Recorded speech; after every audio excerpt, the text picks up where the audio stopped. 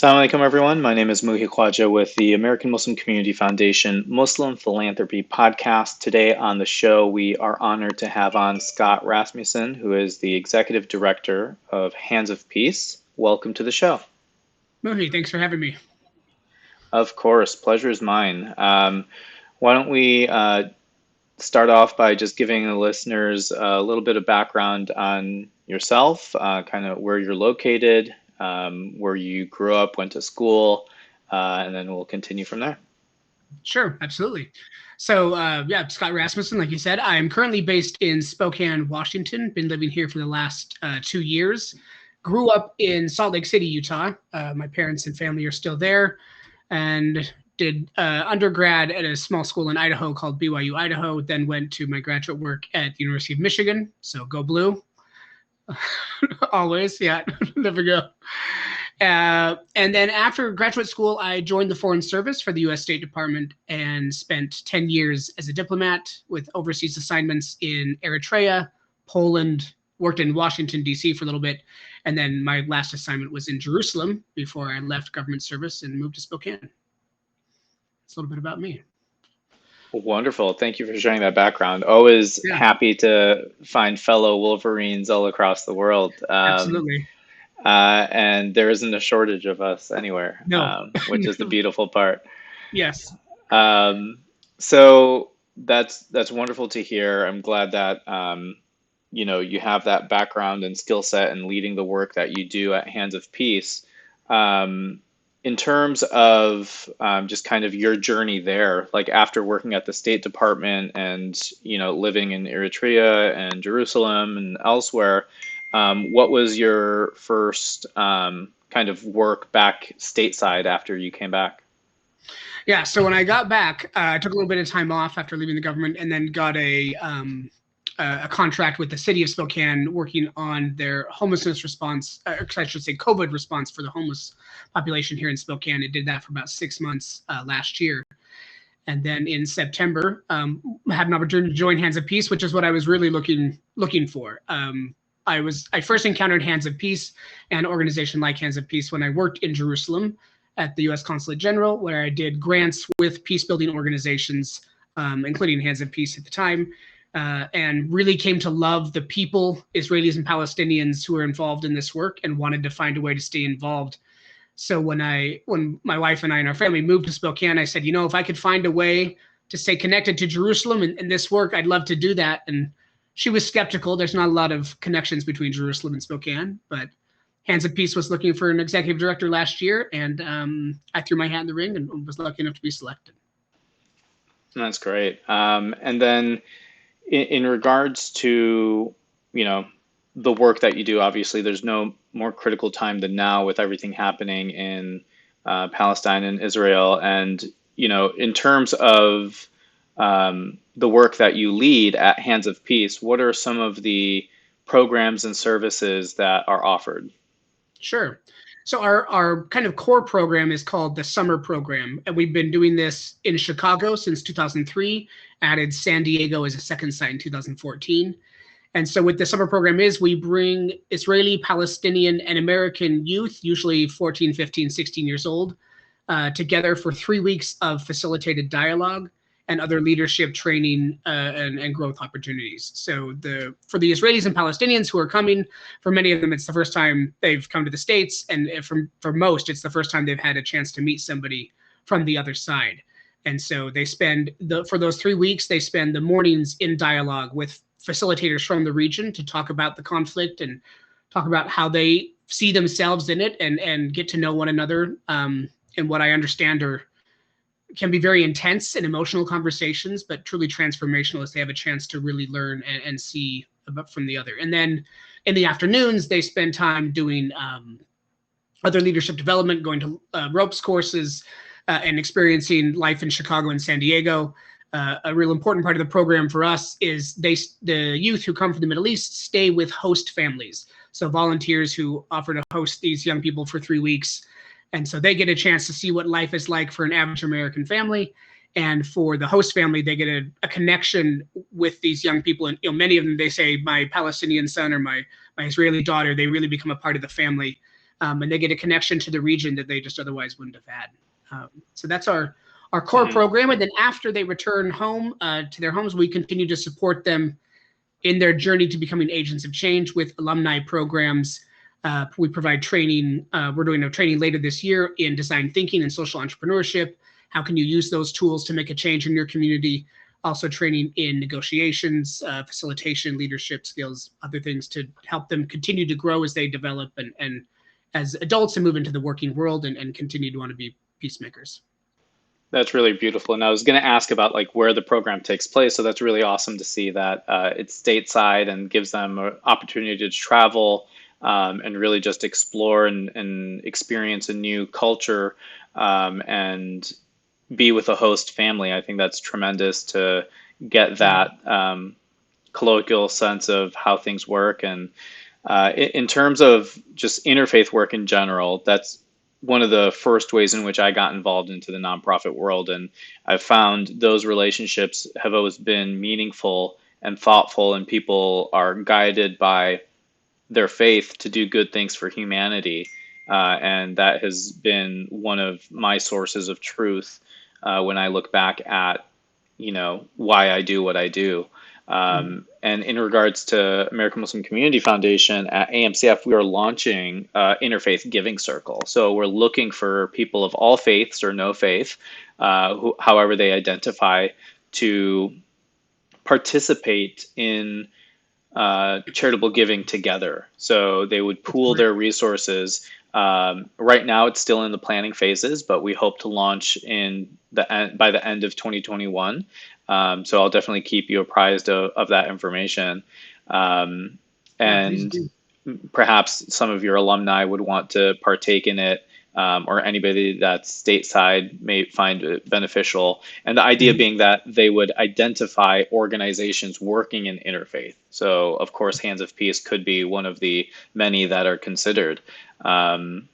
And then you mentioned like the leadership development programs and things like that. We also offer a social impact accelerator, which is a webinar series of, we started it last year and we're continuing it this year.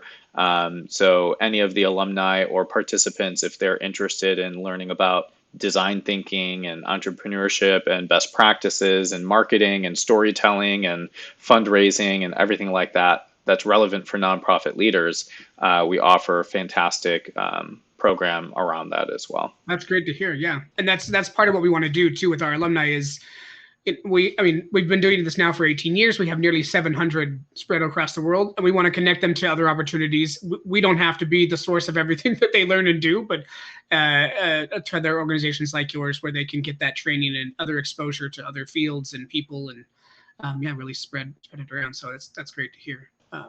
Perfect. Yeah, I was going to say, I'm sure there are other programs as well that you want to jump into as well. So please do share some of the other areas in which Hands of Peace operates. Sure. Well, I was just going to kind of build on what you were saying about interfaith work and Hands of Peace. Really, it started as an interfaith project in the north suburbs of Chicago. So our founder, Gretchen Grad, after 9/11, saw what was going on with kind of the anti-Islamophobia in her community, and she wanted to do something to push back against that. So she got together with a friend of hers from a local synagogue and another friend from a local mosque, and they said, what if we brought Israeli and Palestinian kids here to the States to meet with American kids and give them a chance to see the other and understand and how alike and similar we are. And that's where it started. And one of the most powerful parts of the summer program, when the kids are in San Diego or Chicago, youth, not kids, they get the chance to attend services at a church, a synagogue, and a mosque. And in many instances, the imam or the pastor or the rabbi invites them to speak to the congregation. So, there's a Palestinian Muslim speaking from the Bima, or a Jewish Israeli speaking in a mosque. And so I joined the organization about a year ago. I haven't seen this yet, but as a father of teenagers, I know anytime you give a teenager a microphone, you're taking a risk, but particularly adding that kind of pressure to it, because sometimes they say hard things. They speak their truth, but from what I understand, it's a really powerful moment for the youth, but also for the congregation. And like you were saying, truly this interfaith work of people of all faiths or no faith, but committed to this common, supporting and moving forward as a common human family. So that speaks very much to the work that we do. So I appreciate you sharing that as well. Yeah, That of vision. course. Yeah. Yeah. So some of the other programs that we run, so we do things. Obviously, our focus is on our youth, but we also have a large community in San Diego and Chicago. Everything we do is made possible by volunteers, as with many nonprofits, and we rely on them, as I said, the host families. But there's also people who bring meals and who drive the youth around, and every element that we have is done by volunteers. And so we try to engage our volunteers in our community throughout the year with monthly events called Community Circle, where we do book circles or we bring in speakers. They had been in the past live. Now, obviously, in the past year, we're doing everything on Zoom, which has allowed us to bring together our San Diego and Chicago communities in one place. And one of the other things that's really interesting that I'm excited that we do is we take multi-narrative trips to the region. So for 10 days, we work with an organization called Mejdi Tours, and they provide a Palestinian guide and an Israeli guide, and we visit Israel and Palestine up and down in the West Bank, and give people a chance to meet and interact with people from both sides of the conflict, or I should say all sides. I think it's not just two sides, but kind of see the different aspects of it and really get a good grasp and understanding of the reality on the ground there. And of course, there's opportunities to see the cultural and historical and religious sites that are so important for so many in the region. But we are planning our next trip with that next September. So Yeah, talking about like the different narratives around this, and of course, like it's far too complex to get into now, but there's a community leader. He's the founder of Cloudera, which was acquired, I believe, by Google, and he's now at Google, and he's in their management. But obviously, his views are not reflective of the company or anything like that. But he shared his personal story of growing up, and it was just a really heartfelt message. It goes for 2 hours on YouTube. Again, there's so much you can talk about, but he talks about his experience growing up and the otherization in the narrative and having to reframe and rewire his cognitive understanding of the human experience. A lot of that was built in from growing up overseas, but then when he came to California, and was at Stanford and engaged with people who were of different faiths and of different backgrounds, and the people that he very grew up to hate, it shifted his mindset when he was able to interact with them. So I think that's the power of Hands of Peace and the different programs, is that personal one-on-one interaction and building an understanding of saying, let's literally take them out of the environment in which incubated those narratives and reframe that and show them that it doesn't have to be that way. So I think it's super powerful, the work that you do. And, I want to get into nonprofit leadership and kind of things on that end, but in terms of Hands of Peace and kind of the work that you are doing, what would you say are your favorite aspects of the job? Well, I mean, I would say my most favorite thing is what got me into it, which is the people. And like I said, when I worked and lived in Jerusalem, I had the chance to meet Israelis and Palestinians of all walks of life, but particularly people who are engaged in peace building work and who are willing to do that. I mean, it's hard work to see the other and to try to understand and listen. And it doesn't always mean you become friends or best buds. That's not what it's about. It's about, like you just described, humanizing each other and truly maybe starting to build some trust and common understanding. And the people who are willing to do that are honestly some of the most courageous and truly compassionate people I've met. So to be around those people and in Hands of Peace, that's our alumni. I haven't had the chance to meet any of them in person yet, obviously, but talked with many of them via Zoom and on the phone. And they're just inspiring in their approach to life and how they are willing to in some sense, leave their community and reach across whatever the boundary or barrier might be. I think, man, that's the best one. I think for me, the other thing I enjoy the most about it is, so as I said, I worked for the government for 10 years, lived overseas, kind of have always had a very international focus. Now I'm in Spokane. It's not a big city, not a lot of diversity or global reach. So this opportunity gives me the chance to be engaged with and talk with people literally from all over the world, and maintain that kind of international global flavor that has informed my life and my vision. And so those are the two things I think that I enjoy most about the job. Great. And then is this your first role as an executive director, or have you been an ED before? No, so this is my first role as an ED. It's my first role as an adult. I worked for nonprofits, volunteered when I was younger, but as an adult in the nonprofit world, because as I said, I worked primarily for the government. So that has been a challenge and a learning curve, to be sure. So when I was with the government, a lot of the work that I did was grants work with nonprofits. So I've worked with a lot of different nonprofits in different contexts, big, small, who work on kind of all different kinds of issues. But I think the thing that's been the most challenging, taking a learning curve is the funding, right? So in the government, your money always comes. There's not a lot of work you have to do to go out and get it. We talk about that. But then as in a nonprofit, Sure. You've got to work for that and help people see that what they're investing their contribution, their donation in is making an impact, changing people's lives. So yeah. Yeah. Fundraising and nonprofit leadership has been in my career since 2009. And I was fortunate to have an internship at the University of Michigan called the Development Summer Internship Program. So I got to see firsthand how U of M fundraised with 500 staff members across the university, focused on the different colleges and units, or the hospital, or the sports teams and alumni engagement. So it was really fascinating to see this as a career trajectory. And if it wasn't for that opportunity, I wouldn't be where I am.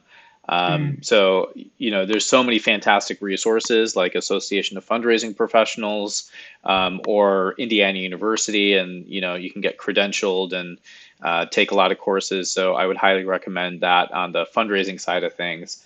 Yeah.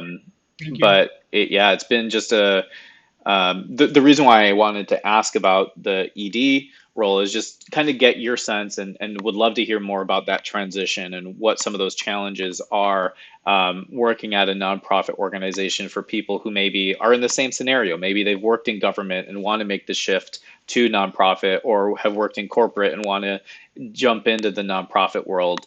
What advice would you have for them? Yeah, no, that's a good question. Well, one is I would say, and on the fundraising thing, just to kind of close that out.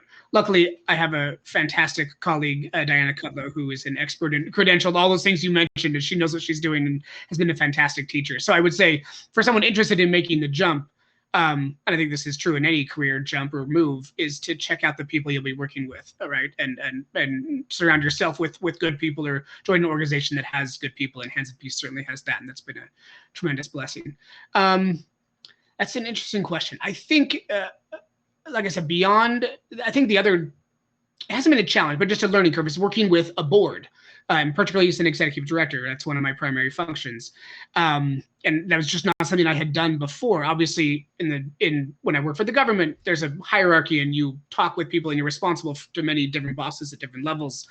But that's different than having a volunteer board.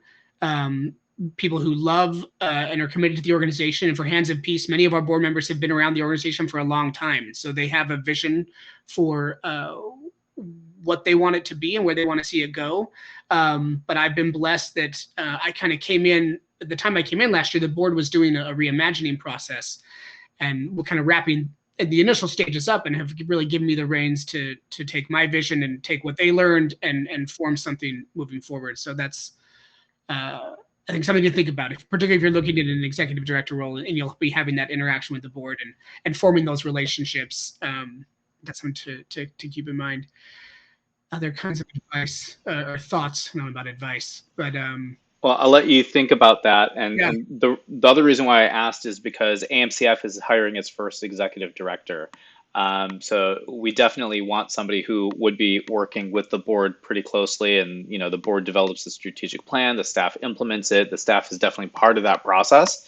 But, I think all of those things that you mentioned are similar challenges. And I don't know kind of your budget size or staff size at Hands of Peace, but would love to learn more about that too. We have about 5 part-time staff. I was full-time up until June, the end of June, and Mhm. transitioned to part-time, and we're hiring this ED to take over.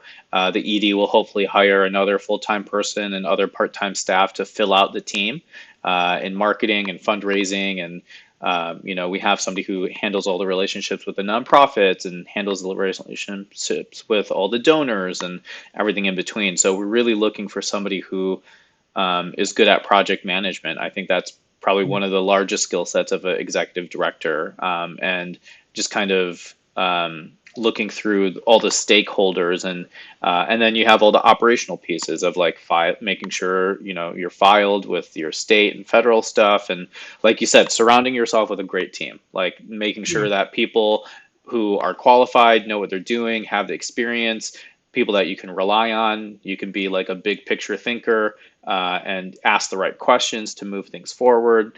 So I think all of those things are qualities that executive directors need.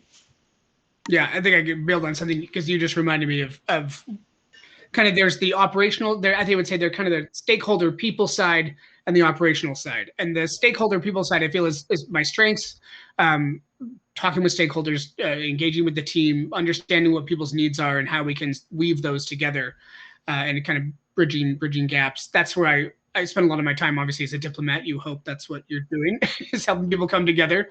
But the operational stuff, for Hands of Peace. So we're a small nonprofit. We have um, 3 full-time staff in the States besides myself, and then we have two full-time and 1 part-time in the region. So when as executive director, I do the budget. I'm HR. Luckily, we have a volunteer who takes care of IT for us, and he's amazing. But as you're talking about for your organization or for other small organizations, for someone who's looking to be an ED, recognizing that there are some operational things to be learned, and like you said, filing, making sure you're filed with the state and getting your taxes in, all these things that if you're in a bigger organization you really don't ever see, right? Because it all happens, somebody else takes care of it. So being willing, like you said, there are a lot of great resources out there to help nonprofits, and I've been the beneficiary of that. There's an organization in Chicago that we're a member of called Forefront that provides a lot of these resources and directions, and in some cases, consulting for nonprofits and for EDs to help them work through some of these operational things that maybe you haven't had to do before, or haven't had that much experience with. So, I would say definitely for an ED, I think the other quality that I've learned is don't be afraid to ask for help. And I know as I started, I felt a lot of pressure to be like, you want to, I can do this, show that you've got it. Um, and my board chair particularly, he's like, yeah, don't do that. He said, if you need help, ask for help. Like we're all here. It's the same team. We're all moving together. We hired you because we thought you could do the job. Obviously we want you to do well, but you don't need to feel like it's all on your shoulders. And that's, I've learned more about that, and as I've been able to do more of that, asking for help and kind of sharing the load, it's made the job easier. That's great. It seems like you have a fantastic and committed board, which is highly critical. I've seen other boards that are often like the molasses, and you're just a fly stuck in it and just trying to get out. So it's good to see, obviously every organization has their limitations and challenges, but it's often wonderful when you have those committed, visionary board members who understand it and get it and help move things forward. I've been blessed to be surrounded by fantastic board members at AMCF, and it's just refreshing to see that for you as well. Yeah, yeah, makes a big difference. Absolutely. Cool. In regards to Hands of Peace, what are some of your hopes and dreams in terms of what you'd like to accomplish? Yeah, so I've come into kind of an interesting point for the peace building field, and I'll say peace building field specifically in Israel and Palestine. The field's been around really since the Oslo Agreement, so about 25, almost 30 years now. And a lot of the field has been focused on dialogue, which is the core program of what we do, getting people together to learn about from each other, talk with each other, start to build that trust. But we're discovering that the dialogue isn't enough. It's not enough just have that, that relationship or that trust or to see the other. So part of my vision, I think this is a challenge the field itself is facing and trying to figure out the way to do is how do you continue to support people who have participated in these programs and giving them opportunities to practice kind of what they started. And so that's where I mentioned our alumni skill building programs. That's where that really comes in. And actually, that's what our alumni told us they wanted during the reimagining. They said, dialogue is good. It's a good start, but we need to learn skills of how to be a community organizer, how to think, design thinking, how to think with people in mind first. How can I facilitate my own difficult conversations? How can I be a critical listener in a difficult conversation? And these are skills that you can use, obviously, in peace building, but of course, in any field of life, with your family, in your community. And that's what we're really trying to do. That's where I want to take Hands of Peace. Is the summer program is a start, but it's the start of a journey. And we'll be there to continue to support you, as you go through university, and then as you get your first job, and in your 20s and early 30s, giving you skills and opportunities to continue. Some people want to work specifically on the Israeli-Palestinian conflict. Others, maybe you're a teacher or you're a doctor or you work for a nonprofit, but understanding that the work that you're doing is contributing to the broader peace and to better lives for everyone in your community, and that expands out into obviously into the countries and around the world. So it really is for me kind of shifting this, taking the foundation we've had built for us over the past 18 years of dialogue, like I said, nearly 700 alumni, and taking that, and we're going to continue on this journey. It wasn't just a summer program, but there's still work to be done, and Hands of Peace is here to support you in that. Yeah, I think, that's really awesome. What year did, I know you mentioned like 25 years ago, but is that also when Hands of Peace started itself as a So Hands, nonprofit? Hands of Peace started in 2003, so we were about 8 Nice. years after some of the other organizations started. So yeah, Okay, we've been around since 2003. nice. Um, yeah, is there anything else that you want our listeners to know about Hands of Peace? Yeah, we'd love for people who are interested to go to our website and check it out. And as I said, we have these community circle events where you can come and learn about the conflict, but we also learn about, it's not just the Palestinian-Israeli conflict. We talk about the same kind of principles and issues we're having here in our own country, obviously in challenges and divisions. And we'd love to have people join our community in any way that they can. And this really is it's a Hands of Peace as a community. It's a family. And we're always trying to expand. And so, yeah, we welcome everyone. Awesome. So handsofpeace.org, everybody can learn more. You can volunteer, you can sign up for their email newsletter, you can, of course, donate and support. You can find them on Instagram at Hands of Peace. And then on Twitter, you mentioned it was hands underscore of Peace underscore. Yeah, okay, underscore cool. peace. Yep. Perfect. So, I highly encourage everybody to learn more about the wonderful work at Hands of Peace. Scott, it's been a pleasure having an opportunity to chat with you. I look forward to sharing this with our donors so that they can learn more about your work. And we'll be putting it in our nonprofit directory so it's available for others to publicly access. And we are here to support you and your staff and your constituents in anything that they need from, the capacity building and leadership development perspective. So we're committed to the nonprofit ecosystem and the donor ecosystem and really just building this philanthropic ecosystem overall. Awesome. Thank you, Muhi. It's been great talking with you. I appreciate the opportunity. Likewise, have a wonderful day. You too.